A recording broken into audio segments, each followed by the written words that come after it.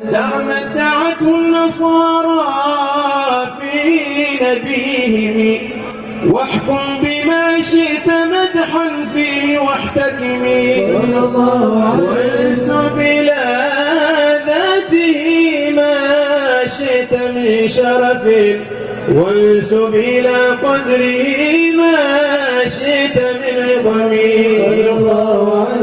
فمبلغ العلم فيه أنه بشر وأنه خير خلق الله كلهم. Donc ici dans cette vidéo, je vais faire une réponse à une personne que je vais nommer tout de suite, qui est le frère Sofiane Abou Ayoub,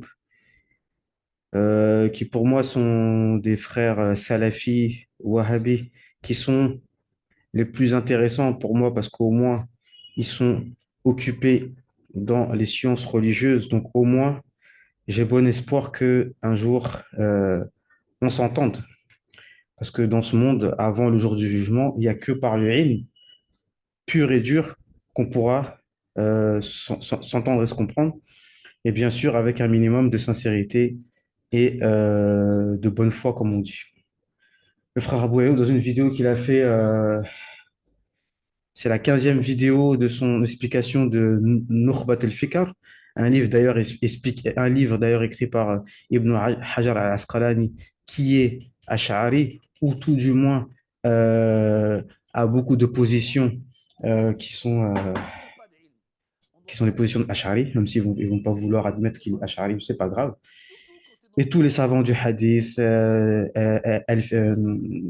Al-Hafiz al-Iraqi et Ibn Salah, qui est la base, la science de Mustalah al-Hadith, est basée sur les livres de Ibn Salah, qui est le Ash'ari. Bref. Donc, dans cette vidéo-là, à la 29e minute, il a même mis les séquences. Il dit la remise en place des ignorants. Il a, il a expliqué ce qu'il appelle la hagra ilmiya, l'humiliation scientifique. Pourquoi? Parce qu'il dit que il y a des gens qui écoutent la Bourda, des gens au Maroc, qui lisaient la Bourda, donc il a voulu leur faire comprendre que la Bourda, il y a beaucoup de shirkiyat et d'exagération sur le prophète alayhi salam. Et donc il dit, en citant 3 exemples qu'on va essayer d'expliquer rapidement, qu'on va expliquer, et il dit que ces gens-là qui valident la Bourda, bah, ces gens-là, il faut leur faire une humiliation scientifique, une hagra ilmiya. Il faut leur montrer qu'ils ne connaissent rien et qu'ils n'ont pas le droit de parler. Et il invite ses élèves aussi à ne pas rester silencieux quand ils sont dans des assises, à faire taire ces gens-là.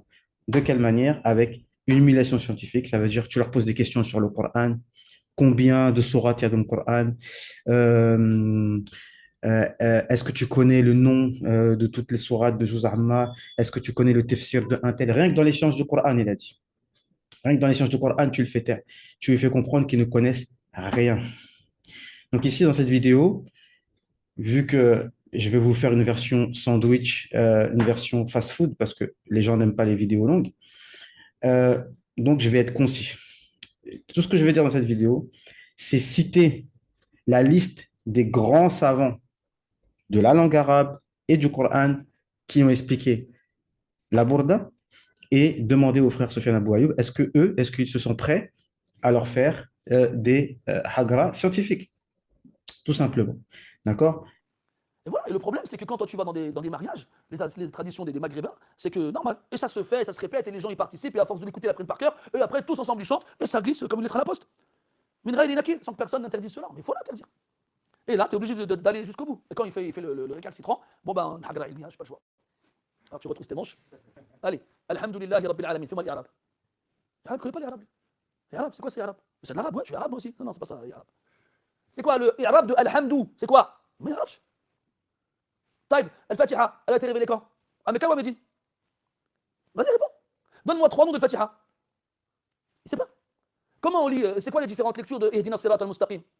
Et dans la qira'a de Hamza, comment t'appelles-toi? Zi, ici. C'est quoi Zi? Hein? Va dans le détail. Et là, on n'est que dans la lecture du Coran ici. On rentre même pas dans le tafsil. Yawmiddin, ad-din, ça veut dire quoi? Il a combien de sens? C'est quoi soit sa base dans le Loura? Et là, voilà, plus tu te poses des questions, et plus ils s'enfoncent dans les sables mouvants. T'as vu les sables mouvants dans les dessins animés là? C'est-à-dire que t'es pris, tu bouges pas, tu t'enfonces lentement, et chaque fois que tu bouges, tu t'enfonces encore plus rapidement. Et ben c'est ça. Le but, c'est, regardez, lui, il n'a pas le droit de parler. Ne l'écoutez pas, ne le suivez pas. Voilà. Et le but, mes frères, dans ces assises dans lesquelles on apprend notre religion, c'est justement d'apprendre le plus possible pour ne pas rester silencieux dans le cas où on entend des gens parler comme ça sans science, dans des assises dans lesquelles nous, on est. On n'a pas le droit de rester silencieux. Là, il y a chose. T'as pas le droit.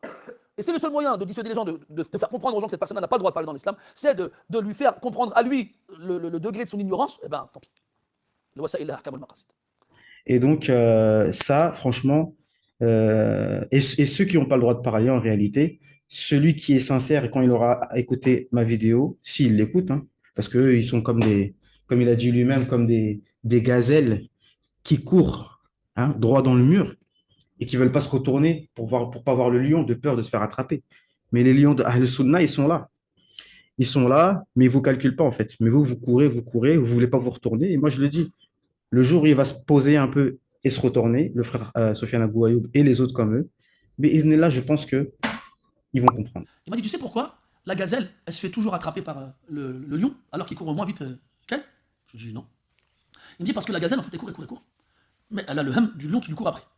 Et donc, comme elle court en regardant devant elle, elle veut savoir si le lion est toujours en train de la poursuivre. Alors qu'est-ce qu'elle fait? Elle se retourne. Et en se retournant, elle voit le lion, et en même temps, elle perd en vitesse. Lui, il est toujours dans sa lancée, et il n'y a rien qui le ralentit. Donc il gagne du terrain. Elle se remet à galoper, et puis au bout d'un moment, elle recommence. Est-ce qu'il est toujours là? Alors elle se retourne, et là, elle voit le lion. En se retournant, elle perd du terrain, et le lion, il en gagne. Alors il continue de la poursuivre, puis au bout d'un moment, la gazelle, une troisième et dernière fois, elle se retourne, elle ralentit, et là, le lion l'attrape. Donc j'ai perdu beaucoup de temps, on y va. Donc il nous dit qu'il y a de l'exagération. Quand il dit qu'il y a de l'exagération, j'ai envie de dire, est-ce qu'il parle de choses comme comme Cheikh Fawzan, qui dit, quand on lui a cité le vers de poésie, qui dit وأجمل منك ما رأيت قط عيني وأجمل منك لم تلد النساء خلقت مبرأ من كل عيب كأنك قد خلقت كما تشاء. Cheikh Fawzan, il dit, ça, ça doit être des vers écrits par Cheikh El-Boussaïri. Ça, c'est de l'exagération. Non, non, non, non. C'est écrit par Al-Hassan ibn Thabit, radiallahu anhu, qui est le poète officiel du prophète. Donc, eux, si on suit leur raisonnement, même les Sahaba ont exagéré sur le prophète. وفقكم الله، ما صحة هذه العبارة التي قيلت في النبي صلى الله عليه وسلم وهل فيها غلو، وهي كأنك خلقت كما تشاء؟ هذا من الغلو هذا من الغلو للرسول صلى الله عليه وسلم. هذه الظاهر انها من الهمزيه، قصيده صاحب البوصيري، الهمزيه للبوصيري او الهمزيه لاحمد شوقي. هذا من الغلو بحقه صلى الله عليه وسلم. نعم. Et pareil, Cheikh Mustafa Al-Adawi, il n'aurait pas dû dire ça. كأنك قد خلقت كما تشاء, comme si, ya Rasulallah, tu avais été créé comme tu le veux toi. كأنما خلقت كما تشاء. كلمة كأنما تهون الخطبة شيئا ما، والأولى تقرأها أيضا بالشطر الأخير، لأن الله هو الذي يبعث ملكا والشخص في رحم الأم يكتب ويصور، كما قال تعالى ويصوركم في الأرحام كيف يشاء، والله هو المصور سبحانه وتعالى. وكذلك فإن الله سبحانه وتعالى هو الذي يزكي النفوس، قد أفلح من زكاها فالمزكى من زكاه الله، فاتقاء هذه الألفاظ أولى. Venons-en au fait, rapidement. Déjà, je vais vous montrer une liste rapidement, et puis vous pourrez vous-même regarder, voir. Donc, je la passe rapidement, hein. Vous trouvez ça sur Facebook. Vous tapez, je ne sais pas moi, ceux qui Qa'imat Shuruh, et voilà, Shuruh al-Burda. Voilà. Donc, je vais en citer que ceux qui sont les plus connus, hein. Il y en a 200 en tout, hein. Alors, on va commencer par la fin. Il y en a 200 en tout. Bon, ils sont peut-être pas tous. Il y en a qui sont peut-être encore en version manuscrit, mais beaucoup sont. Et j'en ai avec moi 5 ou 6. D'accord? Alors, je vous laisse regarder et je vous dis de tête. On a Ibn Hisham al-Nahwi. Ibn Hisham, celui qui a écrit Qatr al-Nada et Shuzur al-Zahab, incontournable dans la grammaire. On a Al-Zarkashi, pas Azamakhshari, mais Zarkashi, celui qui a écrit Al-Burhan fi Ulum al-Qur'an, un livre incontournable dans les sciences du Coran, et qui a écrit aussi Al-Bahr al-Muhit dans les fondements de la jurisprudence. On a qui encore? On a Khalid al-Azhari, qui est incontournable dans le Nahu, qui a fait l'explication comment ça s'appelle? Qawa'id al-I'rab, un livre qui s'appelle Mousil al-Tullab fi Qawa'id al-I'rab. Bon, Tahir ibn Ashur, non, c'est pas, non, ibn Ashir. On a qui? On a Al-Bajouri, naam, on a Al-Bajouri. On a qui? On a Ibn Hajar Al-Haythami, d'accord? Rien que ça, d'accord? Voilà, Khalid Al-Azhari, vous le voyez ici, et plein d'autres, et plein d'autres, et plein d'autres, d'accord? Donc, ici, on va commencer par quoi? Hop, on a ici. Bon, c'est leur biographie en fait, hein. Le temps passe vite, hein. Ibn Hajar al-Haythami, il faut juste voir qui sont leurs élèves et qui sont leurs shuyukh, hein. Et si je ne me trompe pas, et puis Abu Zakaria al-Ansari, hein, qui n'est autre que justement un élève de Ibn Hajar al-Asqalani, d'accord? Mais voilà, je vous appelle à regarder les biographies avec sincérité. Tahir ibn Ashur, il est contemporain, d'accord, mais il est incontournable aussi. Euh, on a qui encore? Bon, ça c'est Ibn Hisham, hein, le Nahwi. Bon, maintenant venons-en aux explications. Et bien évidemment, ils ont fait des explications de ces poèmes très simples. Non, non, pas très simples, très techniques. Il y a aussi Moula al-Qari, hein, celui d'ailleurs, dans l'Aqidah, pour le coup, il est un grand savant, mais dans l'Aqidah, il suit, comment ça s'appelle, Ibn Iz al-Hanafi dans l'explication dans l'explication de l'Ibn de l'Aqidah, qui est, bref, ça va me revenir. Maintenant, venons-en au fait. Quand il nous dit, il y a de l'exagération quand il dit وَمِنْ عِلْمِكَ عِلْمِ اللَّوْحِ وَالْقَلَمِ. Ça, je vais le laisser puisque j'ai déjà expliqué dans des vidéos, je vous montrer les liens. وبالرغم أن الأمة تلقتها بالقبول إلا أن طائفة من هذه الأمة المحمدية اتسمت في هذا الزمان بضيق الأفق وسوء الفهم وعدم معرفتها باللغة العربية ولا بمرام الأحاديث النبوية الشريفة، اعترضت عليها بل اعتبروها أن فيها أبيات تحض على الشرك، ولذلك وجب علينا أن ننبه الناس حتى نرد على هذه الطائفة التي تمتاز بالتسرع والغباء وعدم الفهم. Et donc, cette qasida, machallah, malgré sa popularité et malgré sa beauté et malgré tout ça, certaines personnes qui ont un manque de connaissances dans la langue arabe, un manque de connaissances dans les hadiths du prophète, des personnes qui ont de l'empressement et qui ont un peu, comme dit le cheikh, un peu de bêtises, quoi, rabat, et de tasarrou et c'est-à-dire qu'ils ont une étroitesse de compréhension et ils ont critiqué cette bourda en disant qu'elle appelle au shirk. Donc, il est de notre devoir de rectifier ces choses-là et de expliquer ces choses-là.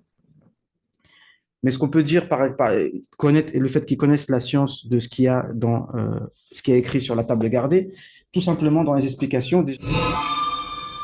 Déjà premièrement, wa min ilmika, ilmika, c'est-à-dire la science que Allah Azza wa Jal t'a donnée. Ça, c'est ce que dit Abu Zakaria al-Ansari, tout simplement. Parce qu'il y a une problématique qui se pose avec ces gens-là. C'est une problématique de mauvaise pensée sur les musulmans, ce qui est un grand péché.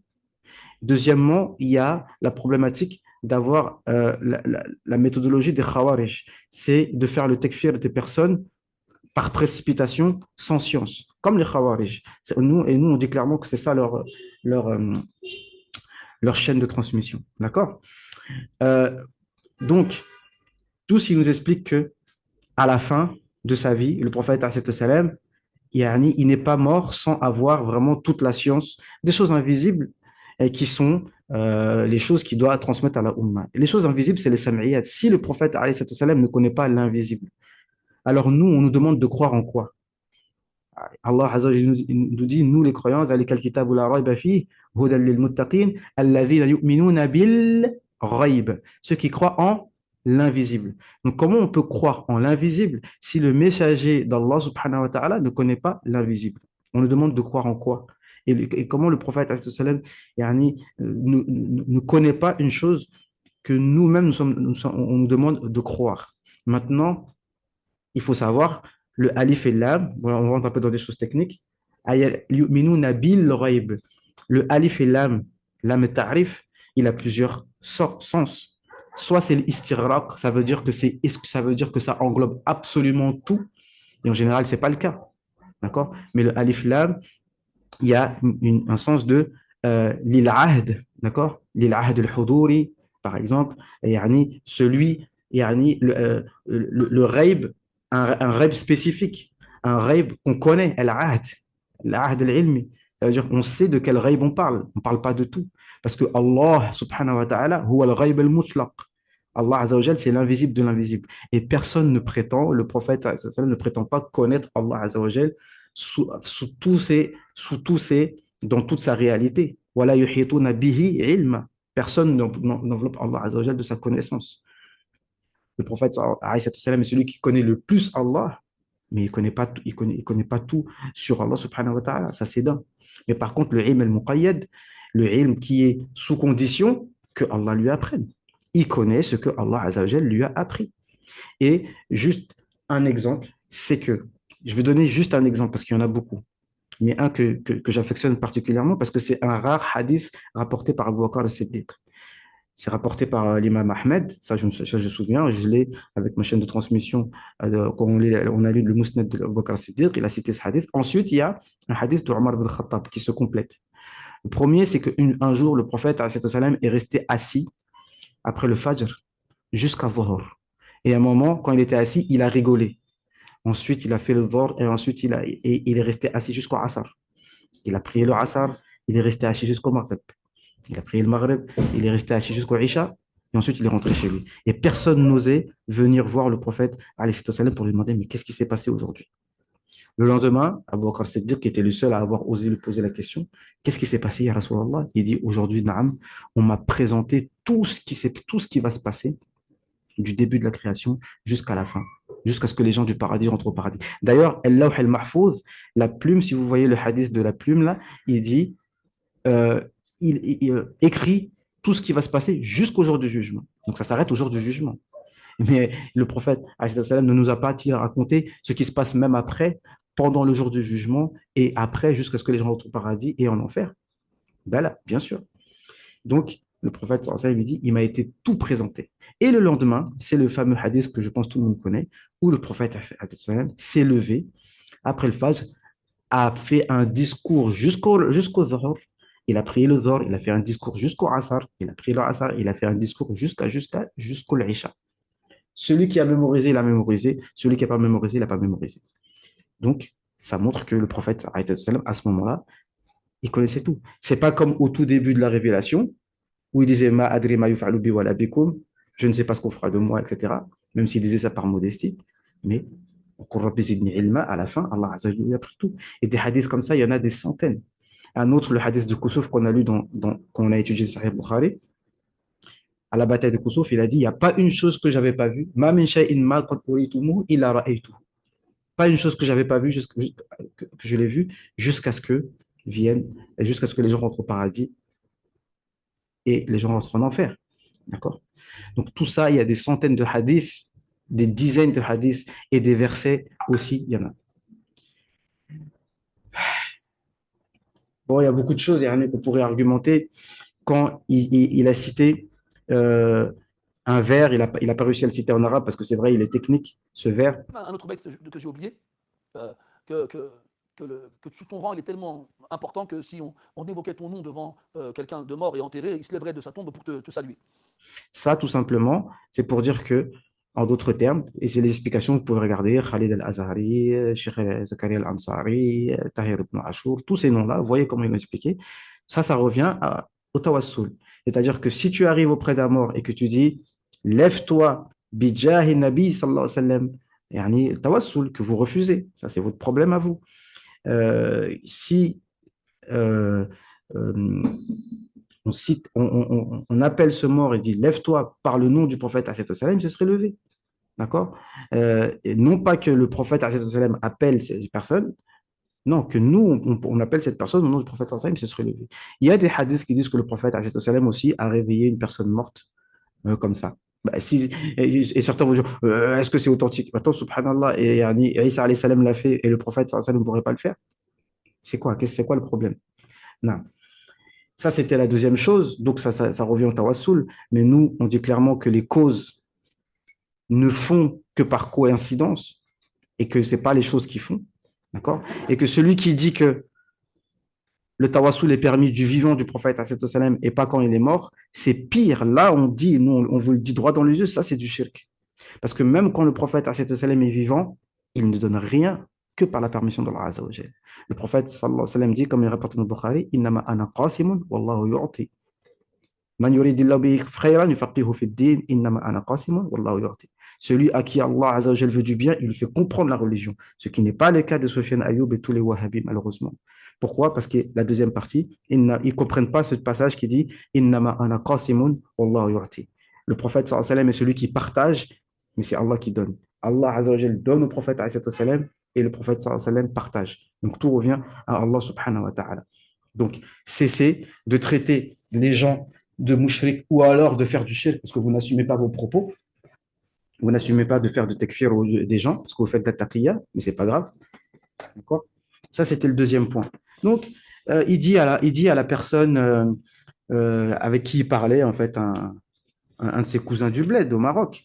D'accord? Oui, moi, je peux t'expliquer la bourda en shluh. Et c'est vrai, dans la liste que je vous ai montrée, il y a une explication en shluh.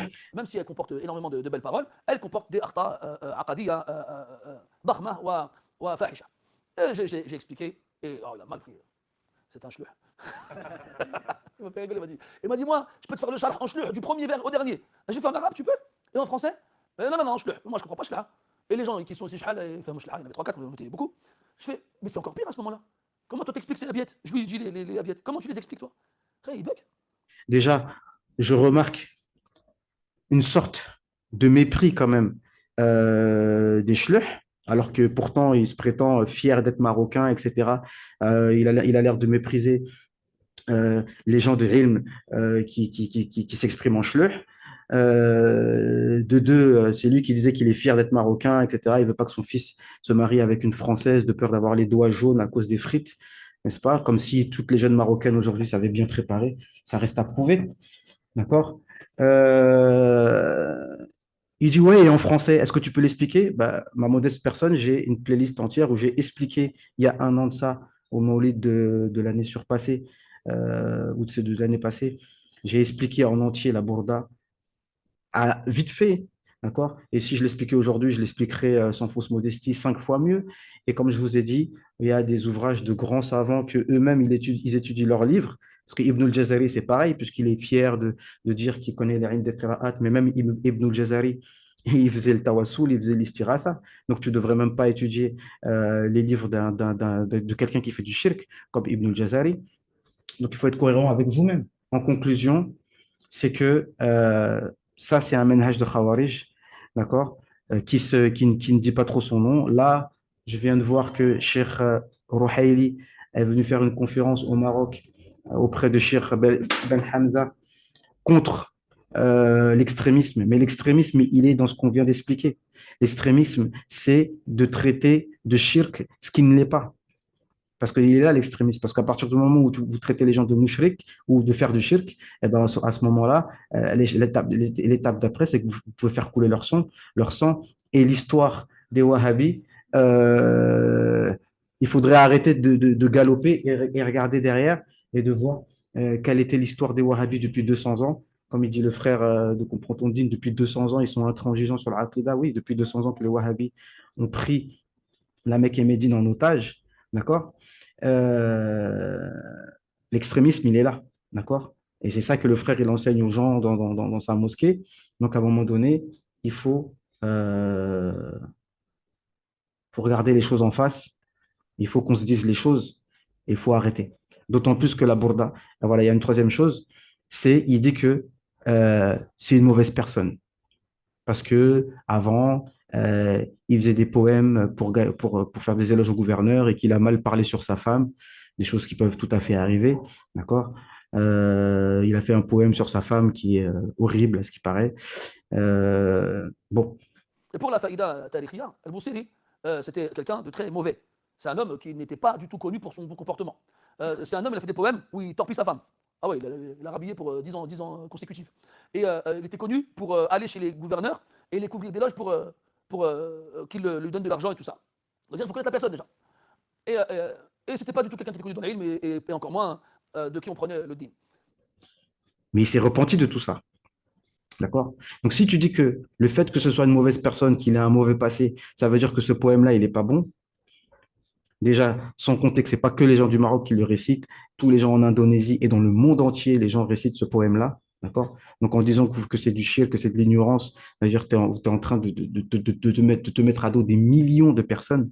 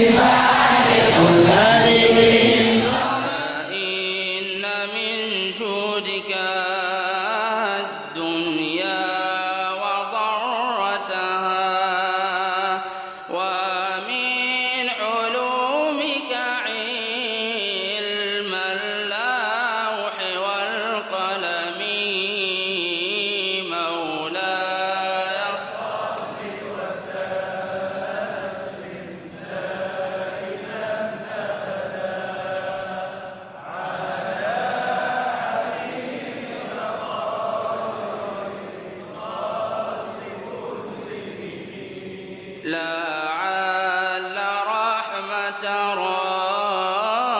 ربي حين يقسمها تأتي على حسب العصيان في القسم مولاي صل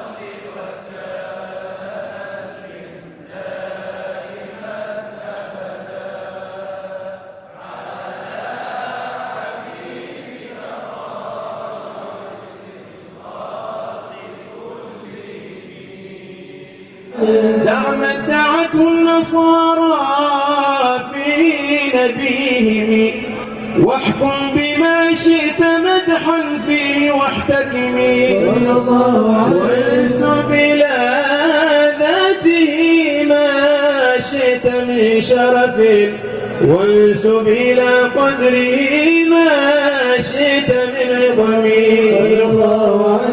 فإن فضل رسول الله ليس له حد فيعرض عنه ناطق بفمه لو ناسبت قدره آياته عظما أحيا اسمه حين يدعى دارس الرمم لم يمتحنا بما تعي العقول به حرصا علينا فلم نرتب ولم نهم أعيا الورى فهم معناه فليس يرى في القرب والبعد فيه غير منفحم.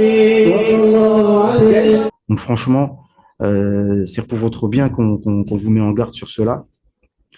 Si tu dis que l'imam Al-Busayri, rahimahullah ta'ala, est une mauvaise personne parce qu'il a un mauvais passé, dans ce cas-là, applique ce raisonnement à Ka'b ibn Zuhair, qui a fait pire, car il a passé sa vie à faire des poèmes, non pas pour faire des éloges au gouverneur, mais pour insulter et critiquer le prophète alayhi salam et les compagnons toute sa vie, au point où sa tête était mise à prix.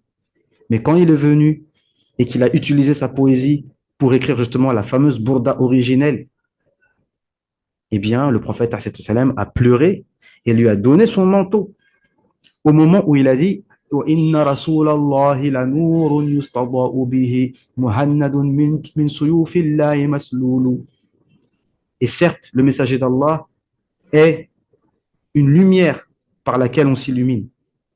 et une épée d'Allah Azzawajal, l'épée d'Allah Azzawajal déployée, brille comme une épée d'Allah. Et ça, ce n'est même pas au sens figuré, c'est au sens propre, parce qu'effectivement, le prophète dégageait une vraie lumière. Il n'avait pas d'ombre, mais ça, les gens ne le savent pas. Ils vont croire que c'est de l'exagération. Donc, dit que Ka'b ibn Zuhayr aussi, c'est une mauvaise personne et que la borda, ce n'est pas une bonne chose. D'accord? Donc, c'est ça un peu la problématique. Sans compter que ce poème-là, il y a beaucoup d'éducation dedans, il y a beaucoup de bonnes choses dedans, et pas seulement des bonnes choses, mais c'est vraiment un enseignant, pour revenir à l'imam al-Busayri, qui était l'élève de Abul Abbas al-Mursi, qui est en tout cas un grand cheikh soufi de la spiritualité, qui est l'élève de Abil Hassan al-Shazili, lui-même élève de Abdus Salam ibn Mashish, qui est du Maghreb, qui a fait le Salat Mashishiya, qui est très répandu dans le Maroc, dont il prétend être fier d'être marocain, alors qu'il rejette tout ce qui représente le Maroc, le ash'arisme, le maliki. Le frère, il est Hanbali marocain. Ça a commencé par où? D'accord? Bref. Donc, voilà quoi. Donc, il y avait pas mal de choses à dire. Celui qui veut en savoir plus, j'ai fait encore une nouvelle playlist là, récemment. J'ai récité toute la Bourda et à chaque fois je commentais, donc vous pouvez entendre d'autres détails en plus. Le but, c'est pas que je parle 1 heure, je parle souvent beaucoup. Donc, j'en ai dit assez et on demande à Allah subhanahu wa ta'ala qui nous guide et on va être obligé, hein, comme il l'a dit lui-même, il ne faut pas humilier son frère, d'accord? Mais quand ils sont récalcitrants, il n'y a pas le choix. C'est pour ça que personnellement, j'ai développé une technique que j'ai moi-même appelée la Hadra Ilmiya. C'est quoi la Hadra Ilmiya? C'est lui faire comprendre qu'il est nul et qu'il n'a pas d'ilm. On ne doit pas humilier son frère. Mais quand lui se prend pour ce qu'il n'est pas, tu le fais. Surtout quand tu es dans une assemblée et que cette personne-là, elle est écoutée. Là, comment tu vas? Un domingo, attention, il sait de quoi il parle. Il dit n'importe quoi. Lui, un domingo. Il faut les humilier. Il faut leur montrer que c'est eux qui n'ont pas le droit de parler. D'accord? Vous ne connaissez rien et vous n'avez pas le droit de parler. C'est vrai, vous êtes beau gosse, les frères, ils ont des belles barbes, ils parlent bien, etc. Mais vous ne connaissez rien. Et là, ceux qui sont sincères, ils viennent d'avoir la preuve. Voilà. سبحانك اللهم وبحمدك أشهد أن لا إله إلا أنت نستغفرك ونتوب إليك سبحان ربك رب العزة عما يصفون وسلام على المرسلين والحمد لله رب العالمين والسلام عليكم ورحمة الله تعالى وبركاته ولا حول ولا قوة إلا بالله العلي العظيم. لما ادعته النصارى في نبيهم واحكم بما شئت مدحا فيه واحتكمي وانسب إلى ذاته ما شئت من شرف وانسب إلى قدره ما شئت من عظم فمبلغ العلم فيه أنه بشر وأنه خير خلق الله كلهم